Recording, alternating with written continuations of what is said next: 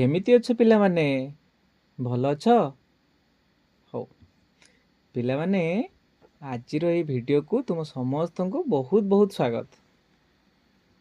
गत वीडियो रे आमे भंगा पोल चॉकलेट खेल परी मजादार खेल खेली सर्किट विषय रे अनेक कथा शिखी नुहे कि। अच्छा आज आमे तुम बहिर बाकी थिबा प्रश्न गुडी को समाधान करिबा पई आउ किछि नुआ खेल खेलिबा। प्रस्तुत तो चलो पिला माने तुम बहिर 5 नंबर प्रश्न देख। प्रश्न कहूची वैद्युतिक संकेत गुडी को व्यवहार करी गुटिए टॉर्च पाई परिपथ चित्र आंक। अच्छा टिके भाबी कुह तो गुटिए टॉर्च रे मुख्यतः कौन कौन थाए? हाँ ठीक कहिच, साधारणतः 3टी जिनिस थाए। कौन से सबू? बैटेरी थाए, बल्ब थाए, आउ ताकू ऑन ऑफ करिबा पई गुटिए स्विच थाए। समस्ते कहिलो बहुत बढ़िया। अच्छा यार सबू वैद्युतिक संकेत तो तुम जानी थिबो। देखिनियो एइटा हेउची बैटेरी रो संकेत, एइटा बल्ब रो एवं एइटा स्विच रो संकेत। अच्छा असली टॉर्च रो कष्ट चित्र आंकिबा बदल रे चलो आमे केवल एही 3टी जिनिसर वैद्युतिक संकेत गुडी को व्यवहार करी गोटिए टॉर्च पाई परिपथ चित्र आंकिबा ना। चलो आमे कौन करिबा? प्रथमे तले गोटे बैटेरी रो संकेत रखिदेले, ऊपरे बल्ब रो संकेत देले, आ मझिरे स्विच को रखी समस्त को गोटे तार बा सीधा गार साहाय्य जोड़ी देले। बास प्रस्तुत हो गला आमर टॉर्च रो परिपथ चित्र। तुमे माने यही सुंदर चित्र को निज खाता रे निश्चय आंकी नियो। हो चलो एबे आसिला आमर सबुठू बुद्धिमान रो खेल, 2टी कबाट। भाव तुमको गोटे रास्ता रे जाई गुप्तधन आनिबार अछि, किंतु रास्ता रे 2टी गेट लागिची। जदि गोटे गेट खोला थाए आउ अन्यटी बंद थाए तुमे कोन गुप्तधन पाखरे पहुंची पारिबो कि? हाँ पहुंची पारिबा नाही। काहेकि ना 2टी जाक गेट खोला थिले ही तुमे जाई पारिबो। ठीक सेमिति आमर एही चित्र को देखो, गोटे लाइन रे 2टी स्विच S1 और S2 एवं 2टी बल्ब L1 और L2 अछि। एबे मोर प्रश्न सुनो, जदि स्विच S2 ऑन अवस्था रे थाए आउ S1 ऑफ अवस्था रे थाए तबे केउ बल्बटी जळिबो?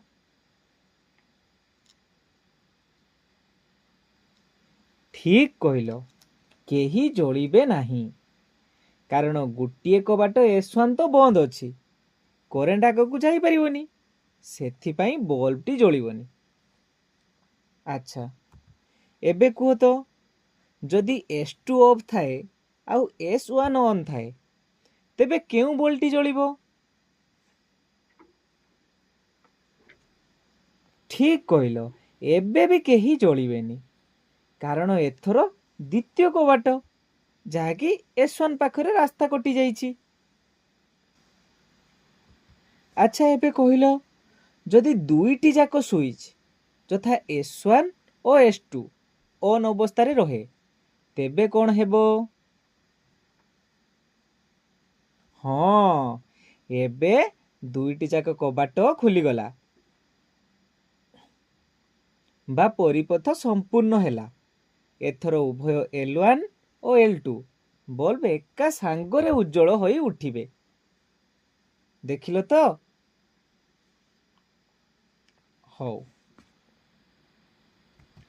पिला माने वर्तमान आमे समस्ते बनी जिबा विज्ञान डाक्तर।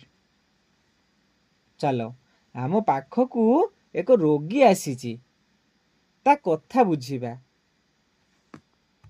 ଏବେ ଏଇ ପରିପଥଟିକୁ ଟିକେ ଦେଖିଲ। ଜଣେ ଛାତ୍ର କ'ଣ କରିଛି, ଏହାକୁ ତିଆରି କରିଛି, କିନ୍ତୁ ବିଚରା ବଲ୍ବଟି ଜଳୁନାହିଁ। ଆମକୁ ତାର ରୋଗ ବାହାର କରିବାର ଅଛି। ଆସ ଚେକ୍ କରିବା।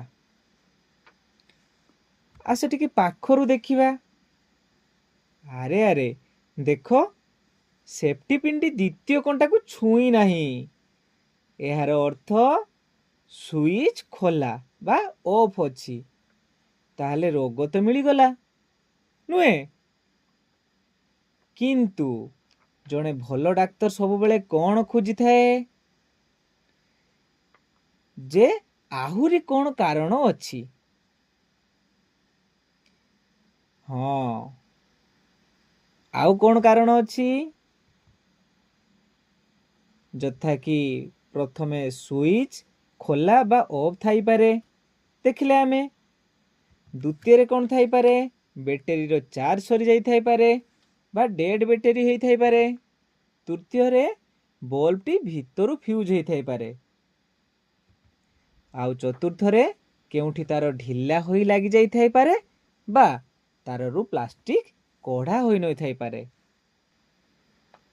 ଦେଖିଲ ତ, ଗୋଟିଏ ସର୍କିଟ କାମ ନ କରିବାର କେତେ କାରଣ ଥାଇପାରେ।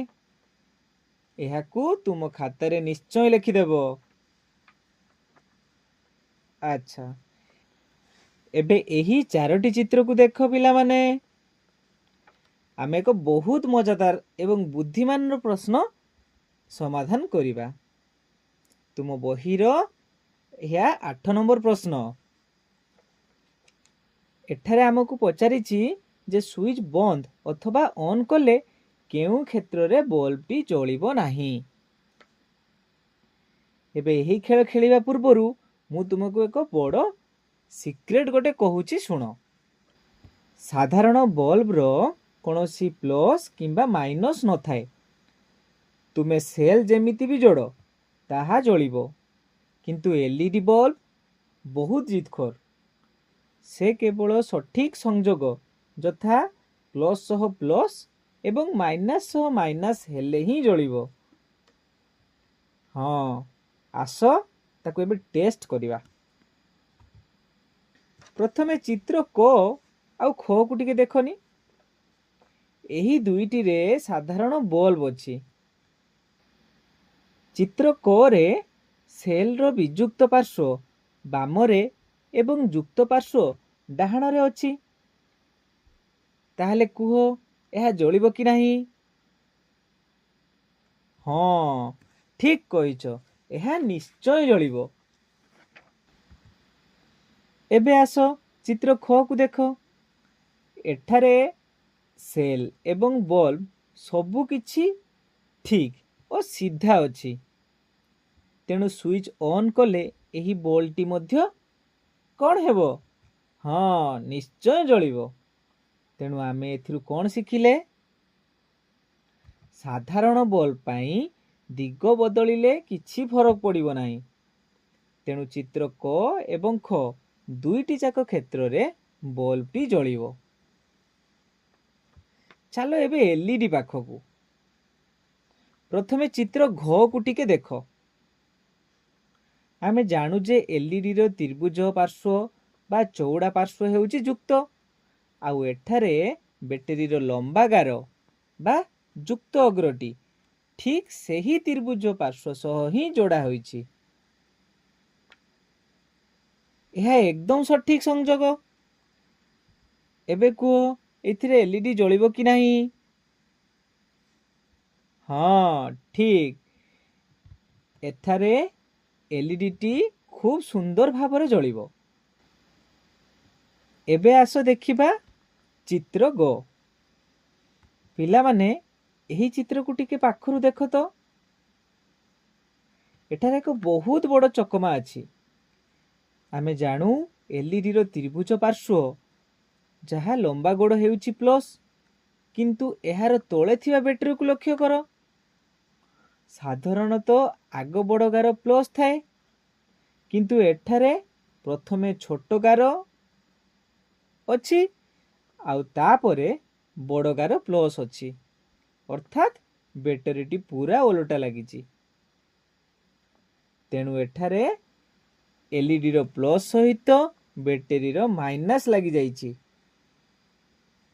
सेथिपाई ए चित्र रे एलईडी आदौ जलिबो नाही। तेणु पिला माने आमको आमर सठिक उत्तर मिलीगला। एई चारोटी चित्र मध्यरु केवल चित्र ग रे ही बल्ब टी जलिबो नाही। तेणु आज आमे एक बहुत बड़ा कथा शिखिले कौन ना जे साधारण बल्ब रे प्लस किंबा माइनस न थाए किंतु एलईडी लगाइला बेले आमको बहुत सावधान हेबाकू पड़िबो। अच्छा पिला माने एबे आम पाखक आसीछि आउ एक नुआ केस प्रश्न न धर तुमको गोटे पुराना बैटरी मिलिला जार उपरे किछि लेखा नहीं जुक्त विजुक्त चिन्ह सबू लिभि जाइछि। एबे तुमे किपरि जानिबो जे बैटरी केउ पटटी जुक्त आउ केउ पटटी विजुक्त बोली? हाँ चलो देखिबा परीक्षा करी देखिबा। साधारणतः जने स्मार्ट पिला एहाकू दुई उपाय रे जानि परिबो। आउ तमे माने तो सब स्मार्ट केमिति जानिलो ताहेले? चलो प्रथम उपाय कौन देखिलो ना देखी करी जानिबा। कौन देखिबा बैटरी रो आकार को भलो भाबरे टिके देखिलो जेउ पाखरे धातुर गोटे छोट टोपी भली अंश ऊपर को उठी की थाए ना ताकू कहंती मेटल केप ताहा सबु बेले जुक्त आउ जेउ पाखटी पूरा पूरी समतल ताहा हेउची विजुक्त अग्र। जानिलो देखि करी एबे जो पटटी उठी करी अछि से पटटी जुक्त आउ जे पटटी समतल बा फ्लैट अछि सेटा विजुक्त अग्र। द्वितीय उपाय कोन ना ताको होउचु टेस्ट करी देखिबा। आमे गुटिए एलईडी बल्ब तार नहीं परीक्षा करि परिबा। आमे जानू एलईडी केवल सठिक संजोग रे जळे तेणु एलईडी रो लंबा गुड़ को बैटरी रे जेउ पाखरे लगाइले बल्ब टी जळिबो सेही पाखटी ही हेउची बैटरी रो जुक्त अग्र। आमे जानि गले एथरो बैटरी को किपरि चिन्हिबा। ठीक अछि एबे आसिला हमर सबुठारु बड़ खेल प्रश्न 10। आमर बैटरी हॉस्पिटल को 6टी सेल आछंती ए ठारू एफ पर्यंत सेथिरु किछि सेल काम करूछंती आउ किछि खराब होई गलेनी। आमको सेमानंकु टेस्ट करी अलगा करिबाकू पड़िबो। एही टेस्ट पई आमको कोन दरकार चलो तार आवश्यक सामग्री कोन देखिबा। प्रथमे सेही 6टी सेल आउ गोटिए भलो काम करुथिबा बल्ब किंबा एलईडी एवं संजोग पई दुईटी तार। आसो ए सबु को नेई एक सरल टेस्टर परिपथ तैयारी करिबा। देखो एलईडी सह दुईटी तार लगाई मु गोटे सरल परिपथ तैयारी करिछि। बल्ब सह दुईटी तार जोड़ी करी तापरे गोटिए परे गोटिए सेल आनी तार अग्र रे लगाइबा। देखो सेल ए लागिला बेले कौन हैला बल्ब टी जलिला ना। हाँ अर्थात एहा कार्यक्षम बा भलो। एहाकू सबुज बाक्स रे रखिबा।